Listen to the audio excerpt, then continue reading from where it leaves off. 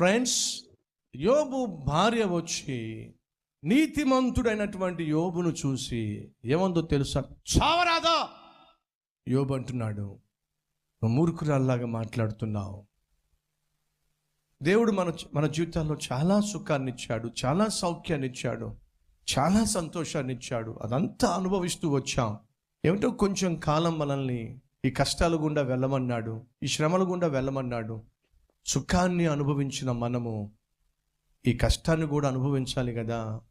ఎంత అద్భుతమైనటువంటి ఆత్మీయుడండి. ఆ మాట చదివారా? యోబు తన నోటితో కూడా పాపము చేయలేదండి. సహజంగా మనం ఎదుటి వ్యక్తి మనల్ని తక్కువ చేసి మాట్లాడినా, ఎదుటి వ్యక్తి మనల్ని గాయపరుస్తూ మాట్లాడినా మనం మౌనంగా ఉండడం సాధ్యము కాదు. సహజంగా మనం వెంటనే రియాక్ట్ అయిపోతాం.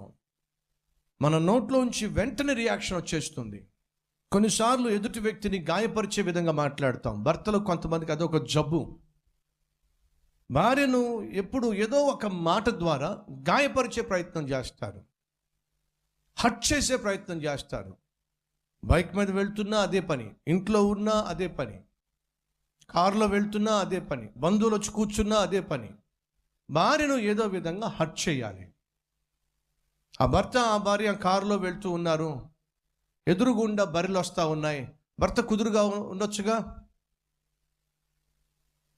ఎదురుగుండా బర్రెలు వస్తూ ఉంటే చూసి మన బంధువులే